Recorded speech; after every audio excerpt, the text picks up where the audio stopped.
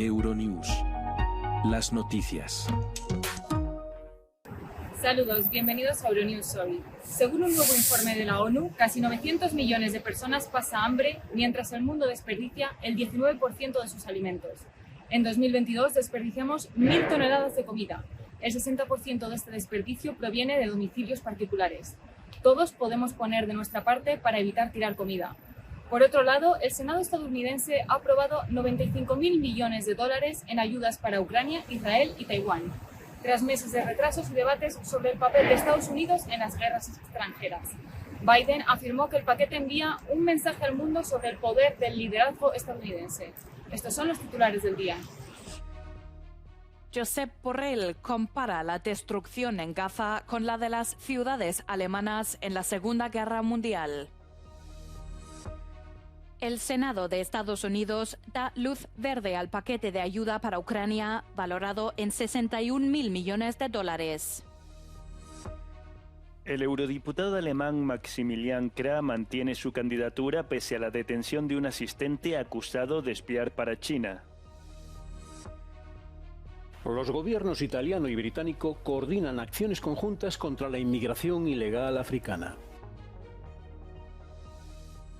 En riesgo la cosecha de fruta por la brusca caída de temperaturas en varios países europeos. El pronóstico anuncia fuertes nevadas también la semana que viene. El jefe de política exterior de la Unión Europea, Josep Borrell, compara la escala de destrucción en Gaza con los daños a las ciudades alemanas en la Segunda Guerra Mundial. Borrell habló durante una sesión plenaria del Parlamento de la UE sobre la respuesta del bloque al asesinato de trabajadores de ayuda humanitaria, periodistas y civiles en la franja. Las ciudades de Gaza han sido más destruidas que las ciudades alemanas durante la Segunda Guerra Mundial. Imagínense la comparación. Una reciente evaluación provisional de los daños realizada por el Banco Mundial y por la ONU, que ha contado con el apoyo financiero de la Unión Europea, evaluó los daños directos en unos 90.000 millones. Mientras tanto, el director de la Agencia de la ONU para los Refugiados Palestinos ha asegurado que los ataques israelíes a la ONG tenían como objetivo despojar a los palestinos de su estatus de refugiados. Filipe Lazzarini hizo estos comentarios un día después de que se presentara un informe de investigación de la agencia sobre las acusaciones israelíes de que parte del personal de la ONG había ayudado a Hamas con los ataques del 7 de octubre contra Israel. Espero que con este informe y las medidas que pondremos en marcha, que el último grupo de donantes tenga la confianza necesaria para volver como donante y socio de la agencia. En Turquía, el segundo día de la visita del presidente alemán, Frank-Walter Steinmeier, estuvo marcado por más protestas pro-palestinas para denunciar el apoyo militar de Berlín a Israel. Esto es un crimen contra la humanidad. Todas las personas con conciencia deben oponerse a ello y hemos venido hoy aquí para oponernos al apoyo de Alemania a Israel. Abogados de derechos humanos afirman que han hecho un llamamiento urgente al gobierno alemán para que deje de exportar armas a Israel.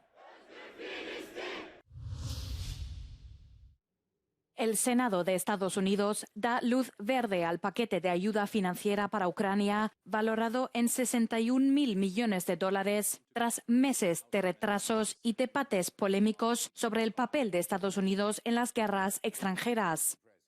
Las protestas de estudiantes estadounidenses contra la guerra en Gaza se expanden a otros estados. La situación se está volviendo cada vez más tensa en los campus de algunas de las universidades más prestigiosas del país. En Nueva York, la policía ha llevado a cabo decenas de arrestos mientras intentaba desmantelar los campamentos establecidos en la Universidad de Nueva York y Yale. La Universidad Politécnica del Estado de California ha cerrado sus puertas debido a las protestas y las clases se impartirán de forma remota a partir de ahora. También en California, en la Universidad de Berkeley, decenas de estudiantes han montado tiendas de campaña y se han manifestado en solidaridad con las protestas que se estaban produciendo en todo el país. En la Universidad de Minnesota, un grupo de manifestantes exigió que la institución abandonara cualquier asociación con Israel, mientras estudiantes de la Universidad de Ohio exigen que la administración revele sus inversiones en empresas relacionadas con Israel.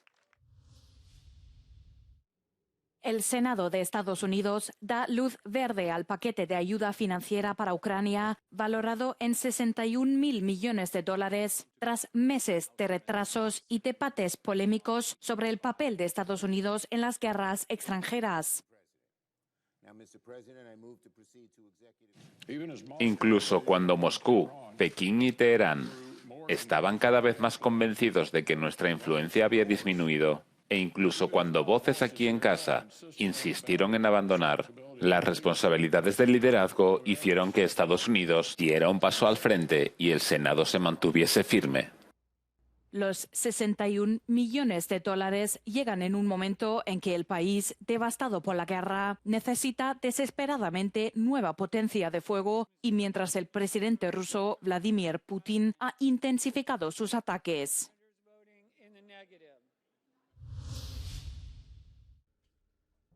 ¿De qué le servirán a Ucrania 61.000 millones de dólares en armamento? El presupuesto aprobado por el Senado de Estados Unidos después de meses de bloqueo republicano llega en el momento de la mayor presión de una nueva ofensiva rusa. El diputado del partido del gobierno ucraniano, David Arakhamia, subraya la inminencia del ataque ruso.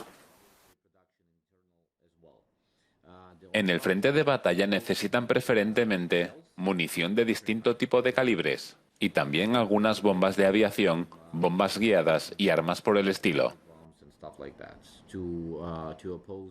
Porque los rusos se están preparando para una contraofensiva y necesitamos material masivo para frenarlos.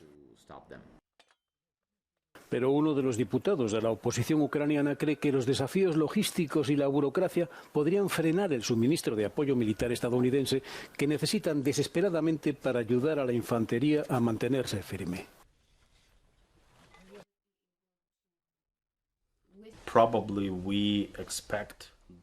Probablemente lo que esperamos es que las Fuerzas Armadas pidan a los soldados que mantengan posiciones.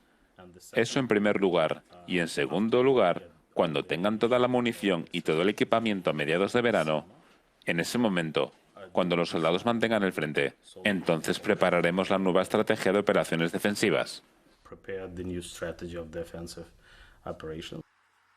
Las armas, dependiendo de las fuentes consultadas, pueden estar en el campo de batalla desde en cuestión de días a meses.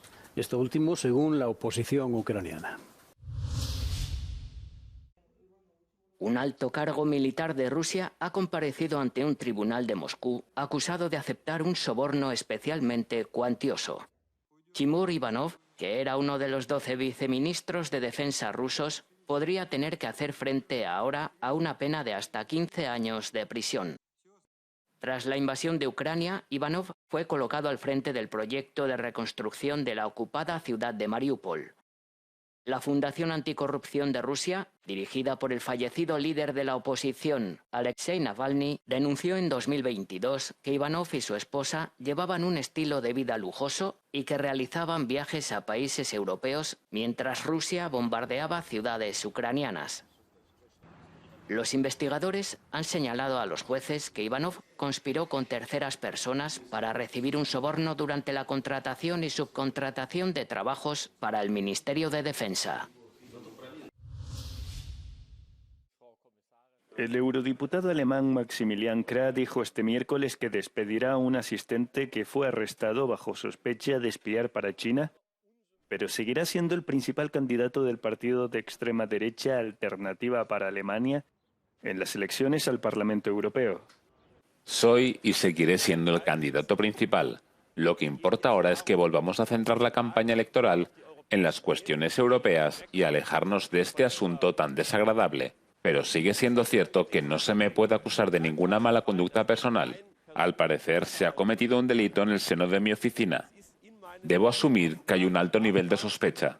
Esto es muy desagradable y lo mejor para mí es aclararlo. El asistente está acusado de pasar información sobre asuntos parlamentarios europeos a la inteligencia china. Su detención el martes se produjo un día después de que otras 3 personas fueran detenidas por cargos similares de espionaje para China en un caso separado. El gobierno británico refuerza su política anti-inmigración.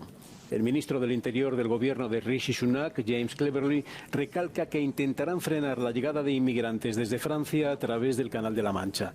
Lo ha dicho en Roma, donde está para coordinar acciones con el gobierno de Giorgia Meloni para frenar la inmigración ilegal desde el norte de África. Una visita que se produce al día siguiente de que el Parlamento británico aprobara la ley que permite enviar a Ruanda a inmigrantes ilegales que estén en el Reino Unido.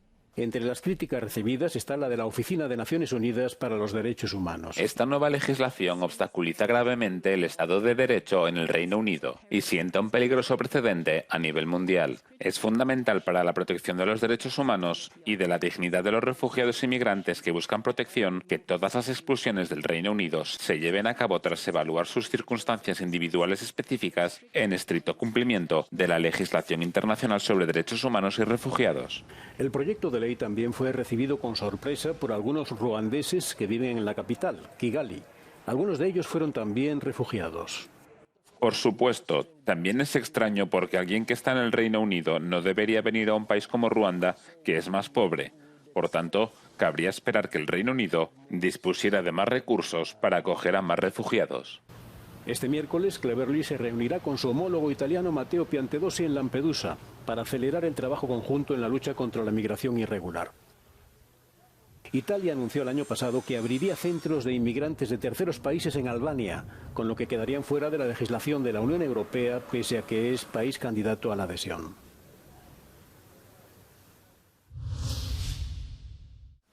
En riesgo la cosecha de frutas por la brusca caída de temperaturas. A medida que se agudiza la ola de frío en gran parte de Europa, los agricultores están cada vez más preocupados por sus cultivos. Croacia y otros países de los Balcanes han visto cómo las temperaturas desde niveles casi récord caen bruscamente a mínimos inusuales. Hemos pasado mucho calor y llegado incluso a 30 grados. A partir de ahí, de pronto bajamos a mínimos. Eso destruye la fruta y cualquier cultivo. Se acabó. Si queda alguna manzana, ya será mucho. En Países Bajos los cielos despejados han traído aire frío que amenaza los huertos. Los agricultores luchan contra las heladas rociando agua sobre sus árboles.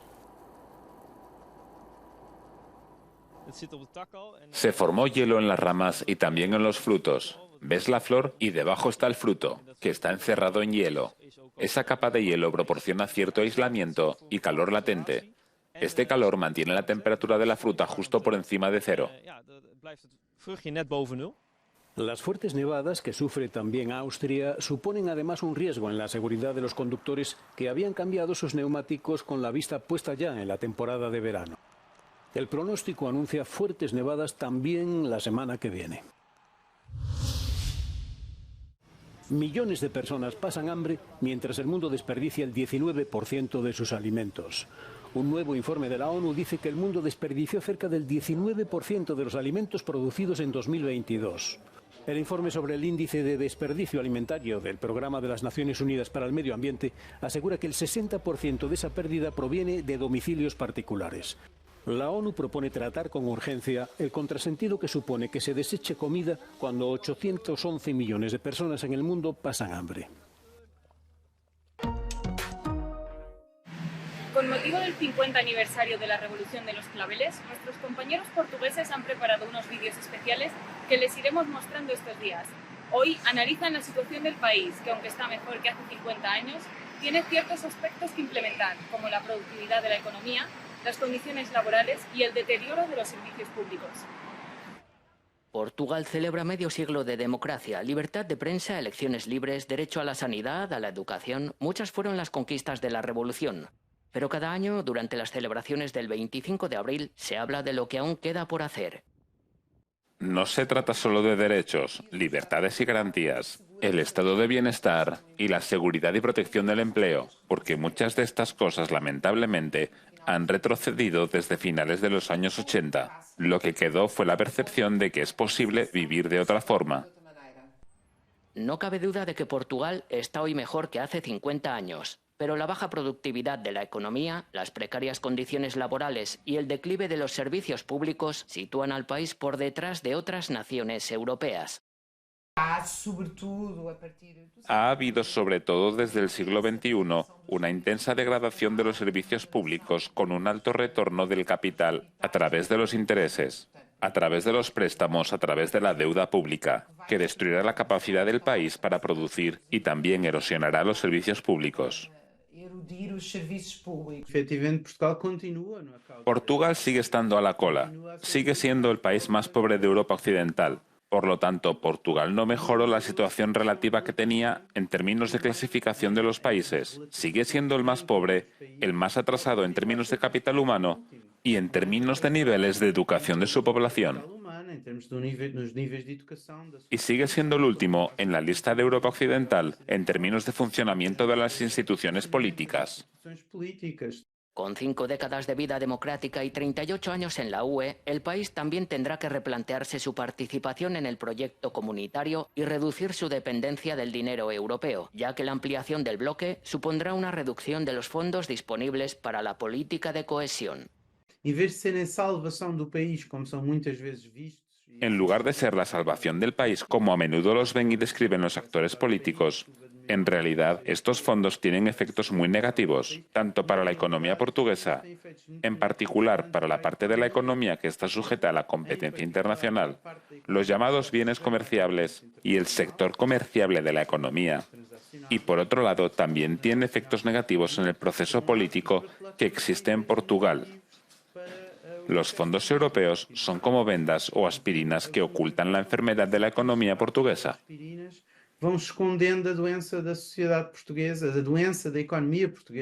Portugal es uno de los 3 únicos países de Europa Occidental calificados de democracia defectuosa, junto con Bélgica e Italia.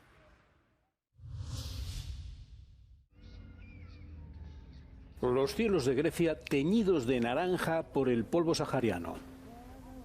Atenas y el sur griego sufrieron una intensa calima con nubes de polvo llevadas por fuertes vientos desde el norte de África que arrastraron las partículas más ligeras del desierto del Sáhara. La previsión meteorológica señala que los cielos se irán despejando de la capa de aire sahariano a partir de este miércoles a medida que se atenúe el viento y baje la temperatura.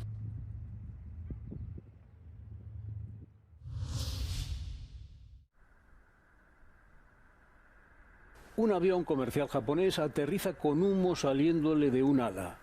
Se trató de un aparato de la aerolínea japonesa All Nippon Airways al aterrizar este miércoles en el aeropuerto Shin-Chitose en el norte de Japón. El avión transportaba 200 pasajeros desde el aeropuerto Haneda de Tokio. No hubo heridos. Según las primeras informaciones, el humo pudo deberse a una fuga de aceite. En la cabina del piloto apareció una indicación en el panel de mandos por pérdida de presión de aceite.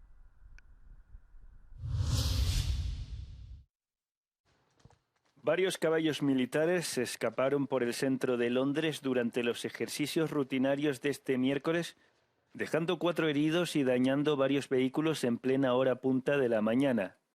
Todos los animales fueron capturados al cabo de un rato y trasladados a un veterinario. Hasta aquí las noticias. Pueden mantenerse informados a través de nuestras redes sociales y nuestra página web.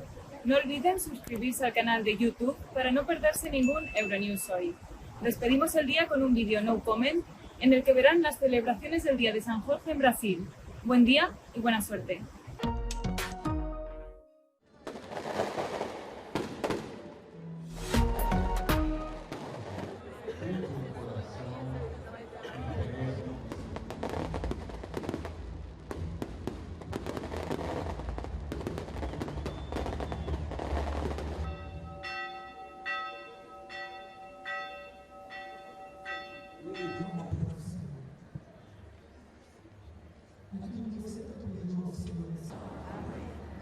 Glória ao Pai, ao Filho e ao Espírito Santo. Nos dá coragem vem nos fortalecer.